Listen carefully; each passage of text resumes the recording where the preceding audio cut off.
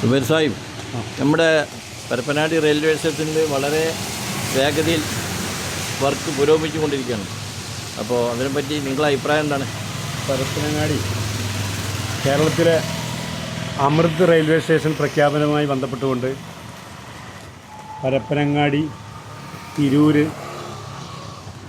മലപ്പുറം ജില്ലയിലുള്ള 2 railway station അമൃത് railway സ്റ്റേഷനെ പ്രഖ്യാപിച്ചിട്ടുണ്ട്. Railway സ്റ്റേഷനുമായി ബന്ധപ്പെട്ടുകൊണ്ട് അതിൻ്റെ പുരോഗമന പ്രവർത്തനങ്ങൾ നല്ല രീതിയിൽ നടക്കുന്നുണ്ട്. എങ്കിലും പരപ്പനങ്ങാടിക്ക് വേണ്ടത്ര അസൗകര്യങ്ങളുണ്ട്. അതായത് ഒരു ഫുട് ഓവർ ബ്രിഡ്ജ് ഒരു ആവശ്യമാണ്. പരപ്പനങ്ങാടിക്കാരുടെ ചിരകാല അഭിലാഷമാണ്. വർഷങ്ങളോളമായി റെയിൽവേ ട്രാക്ക് മുറിച്ച് കടന്നുകൊണ്ടാണ് പോകുന്നത്. അപ്പോൾ ഒരു ഫുട് ഓവർ ബ്രിഡ്ജ് വരുമ്പോൾ യാത്രക്കാർക്ക് വളരെയധികം പ്രയോജനകരമാവും. അതോടൊപ്പം തന്നെ കോവിഡ് കാലഘട്ടങ്ങളിൽ ഒട്ടനവധി ട്രെയിനുകളോടെ നിർത്തിയിരുന്നു. മാവേലി, അതേപോലെ ഇപ്പോൾ നിലവിൽ യശ്വന്തപൂർ ട്രെയിൻ നിർത്തുന്നുണ്ട്. വെസ്റ്റ് കോസ്റ്റ് പോലുള്ള വളരെ പരിമിതമായ ജനശതാബ്ദി പോലുള്ള ട്രെയിനുകൾ നിർത്തേണ്ടത് വളരെയധികം ആവശ്യകതയാണ്. ജില്ലയിൽ തന്നെ ഏറ്റവും നല്ല മാതൃകാപരമായിട്ട് പ്രവർത്തിച്ചുകൊണ്ടിരിക്കുന്ന ഒരു റെയിൽവേ സ്റ്റേഷനാണ് പരപ്പനങ്ങാടി.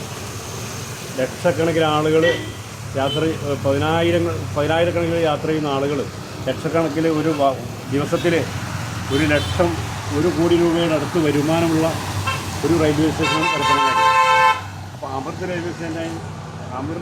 റെയിൽവേ സ്റ്റേഷനായിട്ട് ഇന്ത്യ രാജ്യത്ത് പ്രഖ്യാപിക്കപ്പെട്ട ഒരു റെയിൽവേ സ്റ്റേഷനാണ് പരപ്പനങ്ങാടി. അപ്പോൾ വേണ്ടത്ര പരപ്പനങ്ങാടിയെ സംബന്ധിച്ചിടത്തോളം ഒന്നുകൂടി മാതൃകപരമായി നല്ല രീതിയിലുള്ള തനത് ഫണ്ടുകൾ ഉപയോഗിച്ചുകൊണ്ട് ഒന്നുകൂടി പുരോഗമന പ്രവർത്തനം നടത്തുന്നതിന് വേണ്ടി പരപ്പനങ്ങാടിയിലുള്ള യാത്രക്കാരും പാസഞ്ചേഴ്സും ആവശ്യപ്പെടുകയാണ്. അതോടൊപ്പം തന്നെ കേരള സ്റ്റേറ്റ് മത്സ്യത്തൊഴിലാളി ഫെഡറേഷൻ AITCയുടെ സംസ്ഥാന സമിതി അംഗമായിട്ടുള്ള ഈ സുബൈർ അടക്കമുള്ളതാണ്. അവരുടെ ഒരു പ്രചരണ പരിപാടിയും കൂടി ഈ കാര്യക്ഷമമായിട്ട് ഇത് പരിഗണിക്കണമെന്നാണ് ഞങ്ങൾക്ക് പറയാനുള്ളത്.